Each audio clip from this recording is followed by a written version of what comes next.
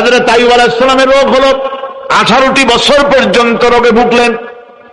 18 বছর শরীর পচে যেতে লাগলো, বিবি বাল বাচ্চা সব তার কাছ থেকে ছড়ে গেল।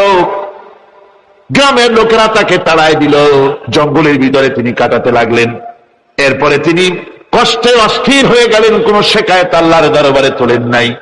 বলেছেন, আয় আল্লাহ পাক, আমি দারুণ ভাবে রোগগ্রস্ত হয়ে পড়েছি, আর তুমি রহমান রহিম।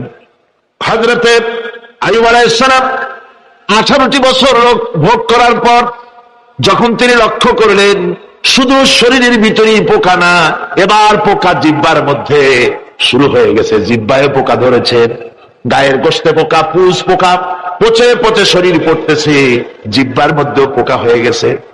হযরত আইয়ুব আলাইহিস সালাম এবার আল্লাহর দরবারে হাত তুলে বলেন, রব্বুল আলামিন, এতদিন কোনো কথা বলি নাই, 18টি বছর পর্যন্ত হাসি মুখে আমি সহ্য করে চলছি, তুমি রোগ দিয়েছো বলার আমার কিছুই নাই, কিন্তু এবার অবশ্যই শিকায়েত করব, যেহেতু আমার জিহ্বায় পোকা ধরেছে। মাবুদ, আমার জিহ্বায় পোকা দিও না, আমার জিহ্বায় যদি পোকা হয়ে যায় তাহলে তোমার মতো আল্লাহর জিকির আমি কি দিয়া করব?